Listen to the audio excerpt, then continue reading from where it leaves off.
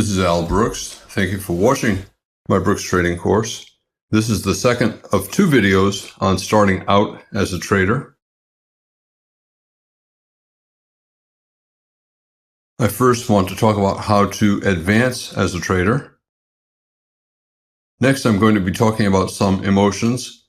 In particular, I'll be talking about fear, greed, and uncertainty.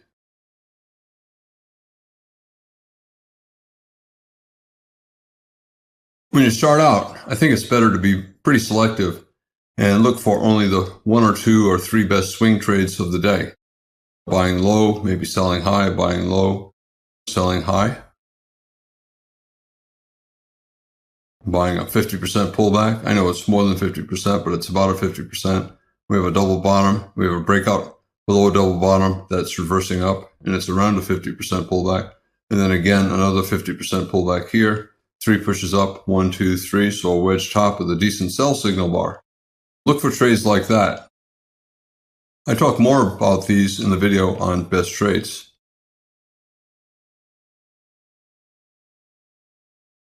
Think about this for a second. If you start out making just 1 point a day in the E-mini, and then you work your way up to 10 contracts per trade, then that translates into $100,000 a year. If you get up to 25 contracts, that's $250,000 a year with just a single point per day. And if you ever get up to 100 contracts, that translates into $1 million of profit. If you make only 10 pips a day in the euro versus the dollar or any other forex market, and then you trade 500,000 units per trade, that comes out to about $100,000 profit a year. If you work your way up to a bigger position size, like 5 million units per trade, that becomes $1 million per year on a single 10-point scalp per day. The key is you have to learn how to read the price action. The price action is created by institutional traders. It's their footprints, and you can see what they've done, and it gives you an idea of what they will be doing. You want to be able to structure your trades in a way that you're paralleling the action of institutions. For example, look at the bulls who bought here. They're disappointed by that bear bar. They hold long during this bull bar, and then they get another disappointment bar at the top of a trading range. So you know the bulls are going to sell out of their longs, or a lot of them will. They're disappointed. And aggressive bears will short as well, expecting the bulls to sell. So if bulls are selling and bears are always selling, it's a good setup, and they're shooting for maybe a 10-pip profit, and they'll get out somewhere down here.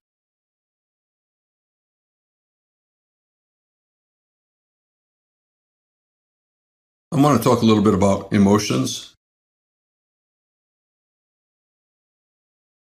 Most of the trading that takes place in any major market is being traded by computers, computer algorithms, and they use many variables, and they're based entirely upon math.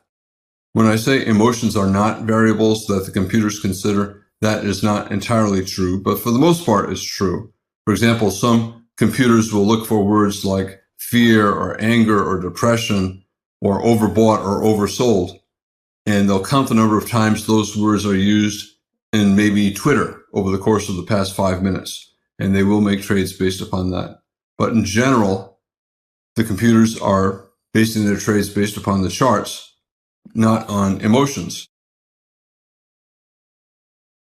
So if you are having any kind of a feeling at all that is taking your attention away from trading, if you're worried, if you're greedy, if you're hopeful, if you feel restless, if you feel uncomfortable, if you feel confident, if you feel anything at all, you will be unable to structure trades the way the computers are structuring the trades, and you will lose money. Everyone has feelings. You can't avoid it. But there are things that you can do to try to reduce their effect on your decision making. One important thing is if you care about losing money, if you're worried about losing money, if you're thinking about losing money all the time, you're not going to be objective. And you will not be able to see what the institutions are doing, and you will lose money. A good way around that is to trade the I don't care size. You trade small enough so you really do not care. And then once you decide on a size, trade maybe only 25% as big as the I don't care size. In other words, you trade very, very small. One of the advantages of trading Forex markets when you start out is that you can adjust your position size to any size position, and you can trade it with a very small account, and you can trade a very small position size. It makes it easier to trade the I don't care size. Let's say you see a wedge, 1, 2, 3, 3 pushes up, and you sell on the reversal down. First of all, that's not a good trade. You have about 8 bull bars here, a very strong bull breakout, and we're getting higher lows and higher highs. Yes, it's a wedge, 1, 2, 3, but I would wait for at least a second entry short. But if you did take that trade and you trade small enough, even if you did finally give up here, your loss would not be all that big. So it gives you an opportunity to learn. You want to make sure that you're trading small enough so that your losses are not upsetting and preventing you from doing what you need to do. Fear and greed, these are emotions you hear all the time when people talk about the stock market, but many other emotions are important as well. They're really just theoretical concepts, and they do not exist in the trading world. Most traders, most professional traders who are making money, don't continue to oscillate between, oh my gosh, I'm so afraid, and oh wow, I'm making a lot of money, I got to make a lot more. That kind of stuff belongs in the movies, and traders really don't think about them. As far as fear and greed go, they're really not important to a professional trader. A beginner definitely has fear. And what is a beginner fearful of? Well, they're afraid of losing money because in their eyes, it's the equivalent of death of their dream as a trader. They saved up enough money to allow them to try trading to see if they could make it as a professional trader, and losing money to the point that their account has so little money that they no longer meet margin requirements and they're no longer able to trade. That's the equivalent of death. They're also afraid to be seen as an addict or a weak person or a gambler. And it's really not fair because let's say you're a real estate investor and you buy an apartment complex and then you sell it 3 years later and you buy another apartment complex. Well, guess what? You're a trader. Your time frame is just 3 years between trades, and it's no different from a Forex trader or an E-mini trader taking a trade and exiting 5 minutes later, 10 minutes later. All that's different is the time frame, and everybody is a trader. Beginners are also afraid of the feelings of their spouses. They don't want their spouses to become impatient, angry. When are you going to start making money? When are you going to stop losing money? And then another fear that a lot of traders have, but they don't realize they have, is that they are afraid of becoming more successful than they think they deserve to be. And that can hold them back. So they'll intentionally sabotage themselves because they're afraid to see themselves as an excellent trader making a lot of money. When traders are afraid, I think it's usually because traders do not understand the markets and they do not understand themselves. A professional trader just looks at the market and doesn't get upset by anything. He just accepts that anything can happen at any time. For example, here, look at the size of this drop. This is the euro versus the Swiss franc, and it happened overnight, and a 20% crash. To a professional trader, he'll look at that and say, I haven't seen that in a while. Whereas a beginner will look at that and say, oh my gosh, the euro is crashing against the Swiss franc, and who knows what's going to happen after this. It's going to be disastrous. To a professional trader, no big deal. And he'll say to himself, I haven't seen that in a while. That's how professional traders look at things like this. They just don't get upset about it. And then 2 days later, the professional trader is on to the next trade and he's not even thinking about this anymore. Skilled traders, they're never afraid. They understand what's going on. They understand that the probability of anything is rarely more than 60%. So that means usually, most of the time, they're going to be wrong 40% of the time. So they just don't get upset. They understand what makes a reasonable trade. They know how to manage their trade, and they can handle anything that comes their way. They also make a point to minimize their risk. they never let their risk get beyond a certain point. They know that when they enter a trade, they make sure that they take a position size, allow for scaling in if they're scale-in traders, and they make sure that the total risk on any trade, even a trade where they do scale in, is no bigger than on any other trade. Skilled traders, they're confident that they can handle anything, even a crash. And as the price action unfolds, they get more information. They go through a mental checklist and they do what is appropriate, including exiting and waiting. Why no greed? Because they understand the math. If the profit is good enough for the probability and the risk, they'll always take some off, and the result is a pullback, or at least a pause. They buy this for a second leg up, strong bull breakout, pullback. They buy a high one, bull flag, a little pullback, and they see the market stalling. A lot of traders will take some profits here, and they'll take profits here, and that's what's causing the pullback. They try not to get greedy. They always take some off when they have good profits and it appears that the market is at a resistance level and might be stalling.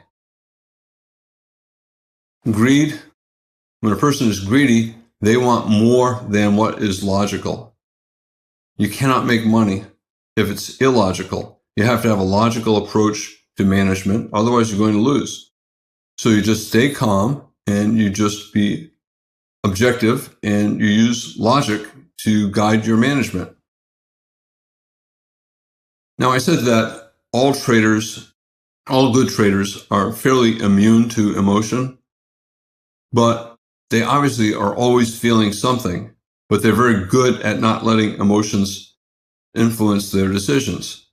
However, emotions can be useful. You can use them as radar to find opportunities. They tell you what the market is doing, and that gives you an idea of what to do at any given moment. In particular, when traders are confused, that is an important feeling. Confusion, uncertainty, very important to a trader, and your radar needs to be able to detect it. When you're starting out, it's easy to be confused because you're confused all the time. But even professional traders get confused. That simply means that the probability is not as high as traders want it to be. And that usually means that the market is not going to go too far up and not going to go too far down. If the market's not going to go too far up and not going to go too far down, then traders expect a trading range. So it's important to sense when you are confused, when you are uncertain, when you're disappointed. If you're selling and then the market reverses up strongly, you're a disappointed bear. If it's rallying strongly and it reverses down, you're a disappointed bull. And uncertainty, confusion, disappointment, bad follow-through, those are all signs that the market's in a trading range. And when it's in a trading range, you expect the opposite. You expect breakouts to fail. So no matter how strong the market is moving down, you expect it to go up. No matter how strong it's going up, you expect it to go down. And you trade it that way. You buy low, you sell high, and you scalp. This is very different from over here. Here, traders are uncertain. They're not sure what the market is doing. They are pretty certain that it's not going to go too far up or too far down, and they're disappointed by the follow-through. That tells them that the market's in a trading range. On the other hand, let's say you see this. 4 bars up, 5 bull bars, 6 bull bars, gaps between the close of the bar and the high of the prior bar. There's a sense of urgency like, oh wow, I got to buy. That is a feeling. That sense of urgency is important. And when you have it, you got to get into the market. Even if you trade very small, it's really important to get in as early as possible.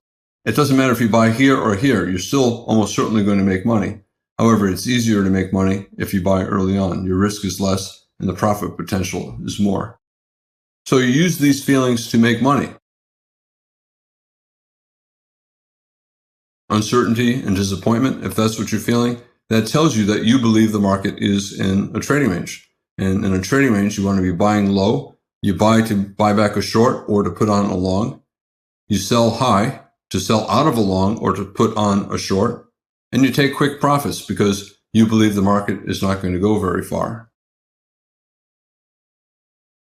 On the other hand, if you have a sense of urgency, Like, oh, I got to wait for a pullback. This is going up far too fast and my stop is too far away. I don't want to risk that much. Whenever you have that sense that you're missing a strong trend, the best thing to do is just trade immediately at the market. Buy at least a small position, use the appropriate stop. So that sense of urgency is telling you that you have to get into the position. In this case, you have to get long, at least a very small position. You're waiting for a pullback and it never comes, or when it comes, it's too small and you end up waiting, and you end up missing a huge trend. As soon as you start hoping for a pullback, that's the time to buy at least small. Your stop is obviously down here, so you just trade a size that is appropriate for a stop at that location.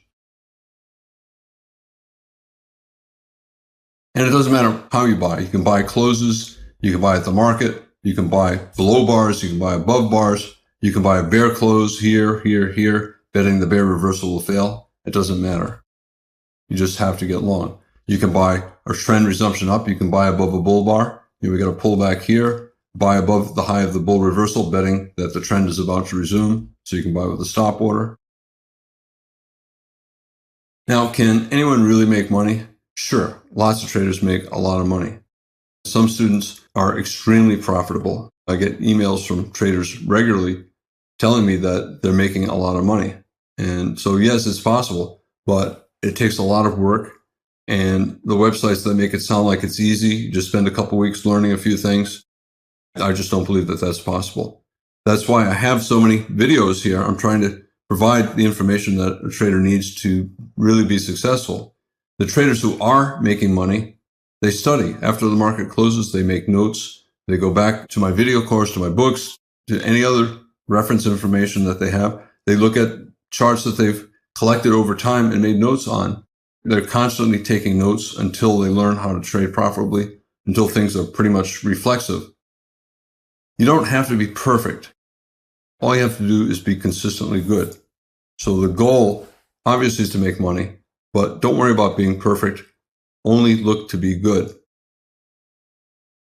Here are some actual emails from traders who have studied the course, and these traders have done very well.